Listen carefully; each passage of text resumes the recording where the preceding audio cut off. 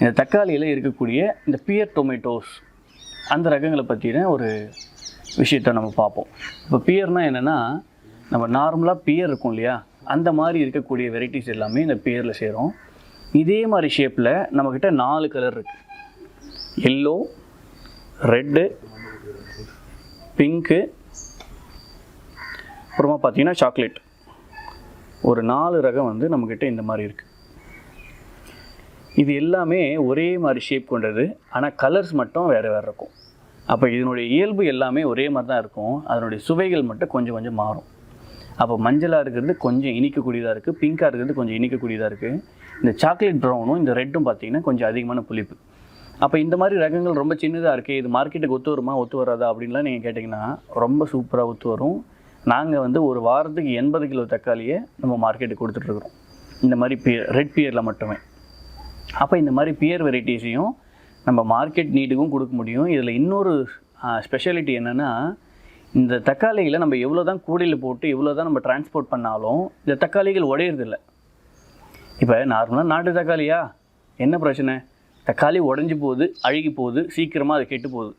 அப்போ அந்த செல்ஃப் லைஃப்ன்றது ரொம்ப கம்மியாக இருக்குது. அப்போ இந்த மாதிரி வெரைட்டிஸ்லாம் நம்ம பண்ணும்போது அந்த செல்ஃப் லைஃப்ன்றது அதிகமாக இருக்குது. அப்போ இந்த மாதிரி தக்காளி ரகங்களை நம்ம வியாபார ரீதியாக செய்யும்போது நமக்கு ஏற்படுற சிரமங்கள், இந்த நாட்டு தக்காளி மூலிமா ஏற்படுற சிரமங்கள் எல்லாமே இல்லாமல் போகும்.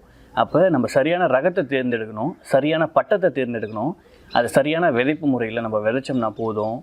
இவைகள் எந்த ஒரு பராமரிப்பும் இல்லாமல் உங்களுக்கும் சரி இந்த மார்க்கெட்டுக்கும் சரி தேவையான தக்காளிகளை கொடுத்துட்டே இருக்குது. அதிலேருந்து சுவைக்கக்கூடிய சுவையும் அதிகமாக இருக்குது, அதுலேருந்து கிடைக்கக்கூடிய ஆரோக்கியமும் அதிகமாக இருக்குது. அப்போ இந்த மக்களுக்கு இந்த நல்ல உணவு கொடுக்குறதுல நம்ம பெருமையாக நினைக்கிறோம். அப்போ இந்த மாதிரி ரகங்களை நம்ம கொஞ்சம் கொஞ்சமாக நம்ம புழக்கத்தில் கொண்டு வந்துகிட்டே இருந்தோம்னா, இந்த ரகங்கள் புழக்கத்துக்கு வந்துட்டால் போதும். ஒரு தக்காளி நீங்கள் மார்க்கெட்டில் இருக்கிறத வாங்குறீங்க, அதை போடுறீங்க, அது எப்படியாவது ஒன்று கெட்டு போச்சு எடுத்து வெளியே போட்டாலும் பெருசாக முளைக்கிறதில்ல, முளைச்சாலும் பெருசாக காய்க்கிறதில்ல. ஆனால் இந்த மாதிரி ரகங்களை நீங்கள் அழுகி போச்சுன்னு தூக்கி போட்டால் கூட அது உங்கள் தோட்டத்தில் விழுந்து, அது உங்கள் மண்ணில் விழுந்து அது ஒரு செடியாக வளரும். அப்போ அந்த தக்காளிகள் பரவிக்கிட்டே இருக்கும். அப்போ இந்த நாட்டு ரகங்கள் ஒவ்வொரு இடத்துலையும் எல்லா இடத்துலையுமே கிடச்சிட்டே இருந்துச்சுன்னா, அப்போ மக்கள் இந்த விதைகளை வாங்க கடைக்கு போக மாட்டாங்க. அப்போ இந்த சுற்றி நம்ம வந்துட்டுருக்குறோம்ல, பணச்சூழலுக்குள்ள சிக்கிட்டு இருக்கிறோம் இல்லையா, ஒரு விவசாயியாக நிறைய வருமானம் எதனால் எதிர்பார்க்குறாங்கன்னா அவங்க செலவினங்களை அளவு பண்ணுறாங்க. அப்போ அந்த விதைக்கான செலவுன்றது குறைஞ்சதுன்னா இவங்கள தற்சார்பாக இருந்துட முடியும். அப்போ இந்த தற்சார்பு நோக்கி நகரும்போது நமக்கு காசு பண்ணுறதுக்கு பெருசாக தேவை இருக்காது, நமக்கு சத்தம் ஆரோக்கியம் ஏற்கனவே இருக்குது.